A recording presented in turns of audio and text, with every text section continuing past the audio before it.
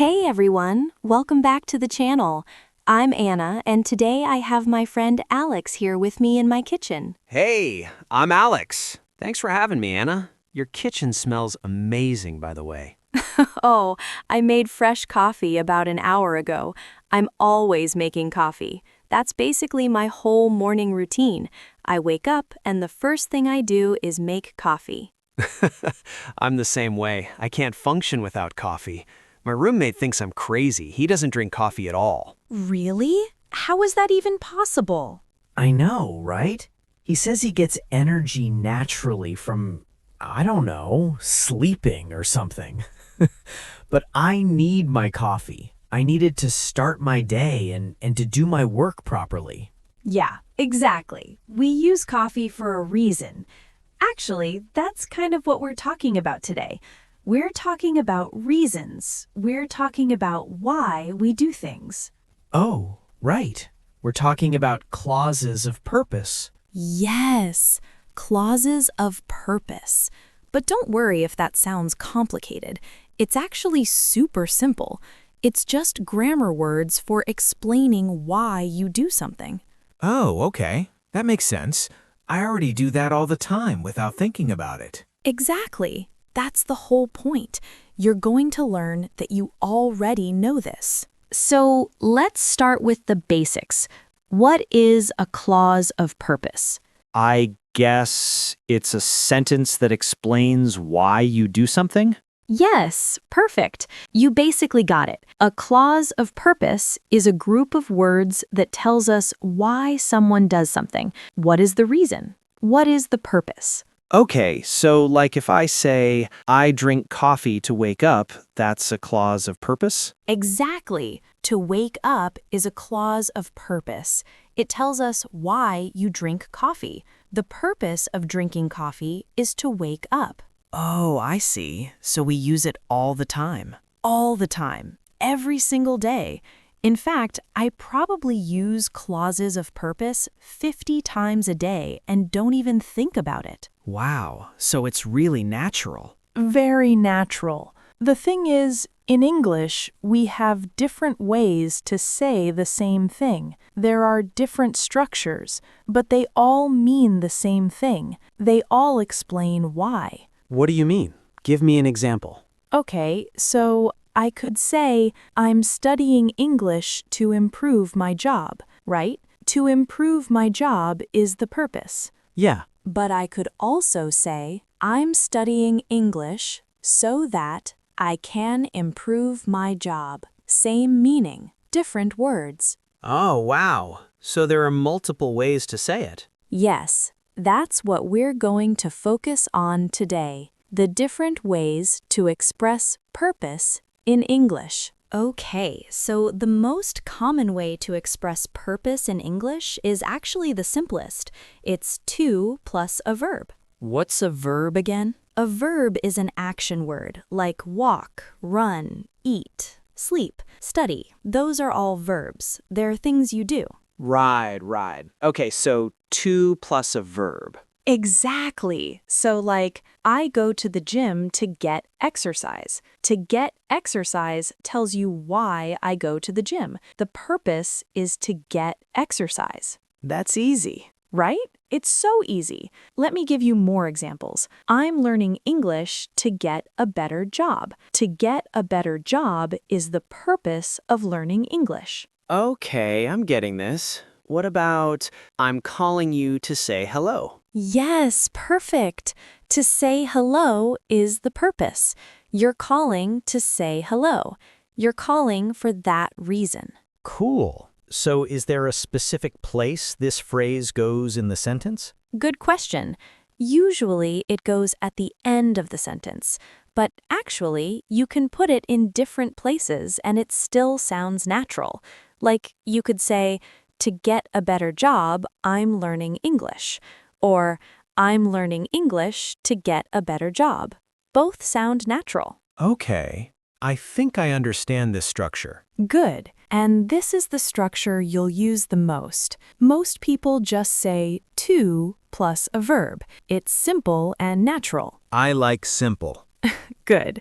We all do. Okay, so there's another way to express purpose, and it's so that. So that? What's the difference? Well, so that is usually used when you want to emphasize the purpose more, or when the clause is more complex, like if you need to add more information. Can you give me an example? Sure, like, I'm saving money so that I can buy a house. Do you hear the difference? So that allows you to add more details about the purpose. So, like, I could say, I'm waking up early so that I can go to the gym before work? Yes, exactly right. So that I can go to the gym gives more detail about why you're waking up early. But isn't that kind of long? I could just say, I'm waking up early to go to the gym. You could, and honestly, that's simpler, but so that gives you more flexibility.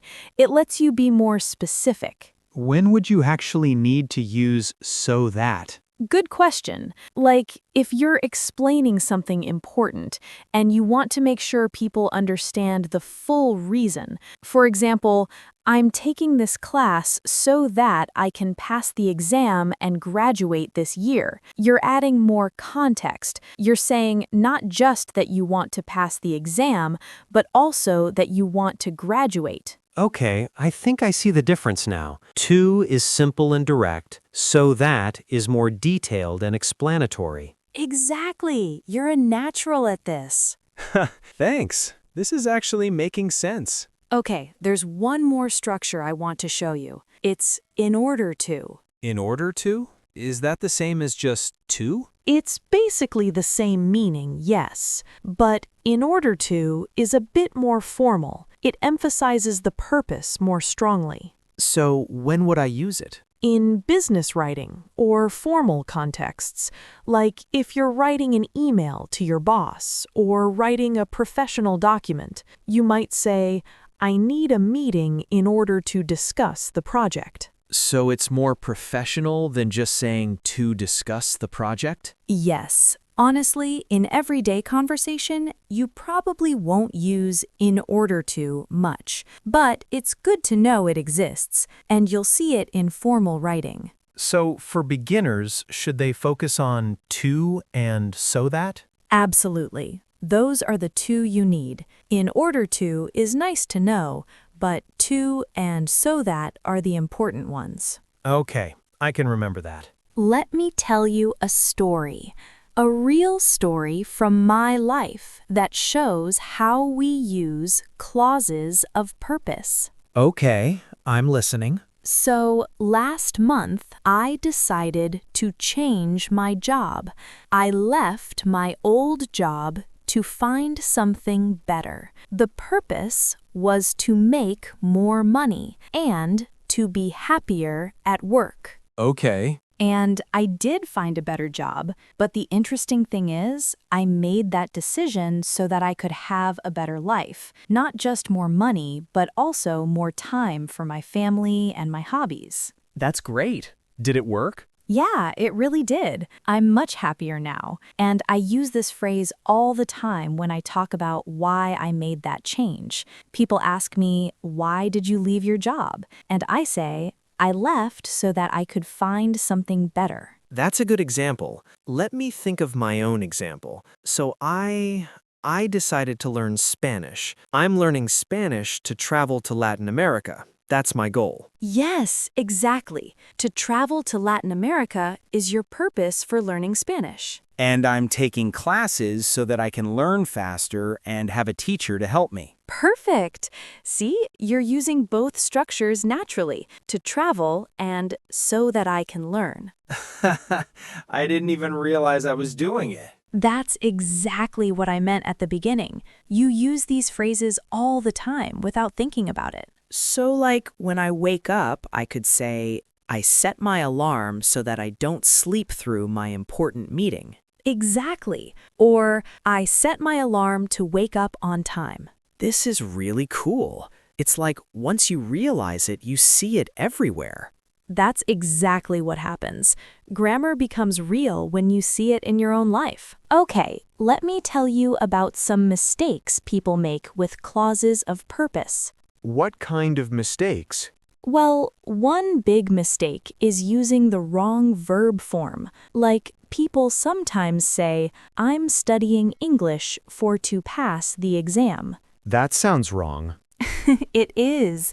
You don't say for to, you just say to. So it should be, I'm studying English to pass the exam, not for to pass, just to pass. Okay, so no for before to. Right. Another mistake is forgetting to use the correct verb form after so that. People sometimes say, I'm saving money so that I buy a house, but that's not quite right. It should be, I'm saving money so that I can buy a house. You need can there. Why is that? Because so that usually introduces a clause with a modal verb. Modal verbs are like can, will, may. They show possibility or intention.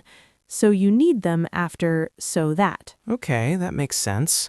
Is there another mistake? Well, people sometimes use a noun instead of a verb. Like they'll say, I'm going to the gym for my health. That's not wrong, actually, but if you want to use a clause of purpose, you need to say, I'm going to the gym to improve my health. You need the verb improve. Oh, I see the difference. One uses a noun and one uses a verb. Exactly. Both are correct in English, but they're different structures.